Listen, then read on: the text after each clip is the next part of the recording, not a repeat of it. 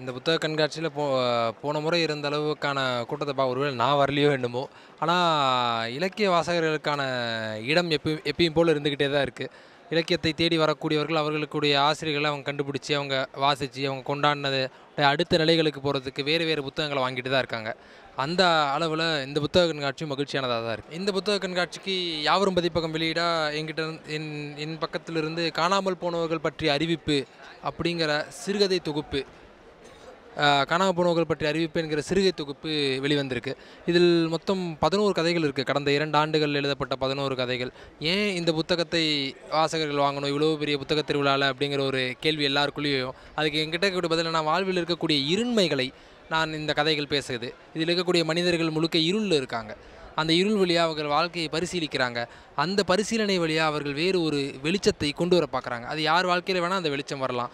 எல்லோரும் வாசிச்சு இந்த கதைகளை பற்றி உங்களுடைய கருத்துக்களை சொல்லுங்கள். அது என்னுடைய அடுத்தடுத்த கதைகளை மேம்படுத்துறதுக்கு நிச்சயம் உதவும் அப்படிங்கிற ஒரு எண்ணம் எனக்கு இருக்குது. உதாரணத்துக்கு சொல்லணும் அப்படின்னா நம்ம எல்லாருமே பேய் வீடுகளுக்கு போயிருப்போம். ஒரு மாலில் போயிருந்தா, ஒரு பொருட்காட்சி போடுற இடத்துல இருந்தால், அந்த இடங்களில் பேய் வீடுகளுக்கு செல்வது ஒரு குழந்தைங்களுக்கும் பெரியவங்களுக்கும் கூட ஒரு வாடிக்கையானதாக இருக்கும். ஆனால் அந்த பேய் வீடு நிகழ்த்தக்கூடிய ஒரு மனிதன் எப்படி இருப்பான்?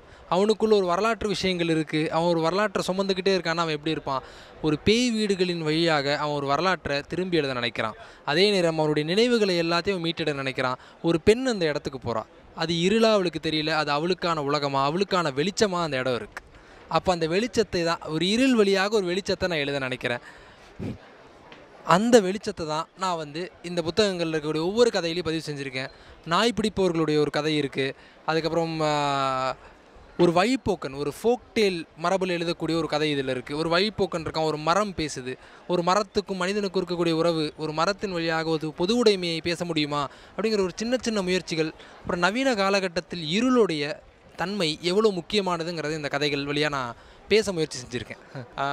தொடர்ந்து சிறுகதைகளில் தான் இயங்கிட்டு இருக்கேன். ஆனால் அதே நேரம் ஒரு பெருங்கதையாடல்களை நிகழ்த்தணும். அது நாவலாக இருக்கலாம், குறுநாவலாக இருக்கலாம், இல்லை பா. வெங்கடேசன் மாதிரி ஒரு நீண்ட சிறுகதை எழுததாக கூட இருக்கலாம். பெருங்கதையாடலை நிகழ்த்தணுங்கிறது ஒரு கனவு. ஆனால் இப்போதைக்கு தொடர்ந்து நான் சிறுகதைகள் தான் இயங்கிட்டு இருக்கேன். யாவரும் பதிப்பகத்திலே நான் தொடர்ந்து சிறுகதைகளை படிச்சுக்கிட்டே இருக்கேன். அதில் யாவரும் பதிப்பகத்தில் பாக்யஸ்ரீ அப்படின்னு ஒரு புத்தகம் வந்திருக்கு. எஸ் சுரேஷுடையது. கிட்டத்தட்ட சமகால எழுத்தாளர்களுக்கு ஒரு கடும் சவாலை விடக்கூடிய ஒரு புத்தகமாக அந்த பாக்யஸ்ரீ நிச்சயமாக இருக்கும். இன்னும் வேறு வேறு சிறுகதைகள், அப்புறம் இடதுசாரி கருத்துக்கள் கொண்ட புத்தகங்கள் வாங்குறதுல இந்த முறை கொஞ்சம் முனைப்பு காட்டிகிட்டு இருக்கேன். அப்புறம் ராதுகா பதிப்பகத்துடைய புத்தகங்கள்லாம் இங்கே கிடைக்குது. ரொம்ப பழைய பழுப்பு நிறமேறி அந்த புத்தகங்கள் எப்போதுமே அதோட வாசனையோடு இருக்குது. அந்த வாசனைகள் இன்னும் குறையாமல் இருக்கிறது ரொம்ப மகிழ்ச்சி அளிக்குது. பல ஆண்டுகள் கழித்து அதை பார்க்குறதில்ல.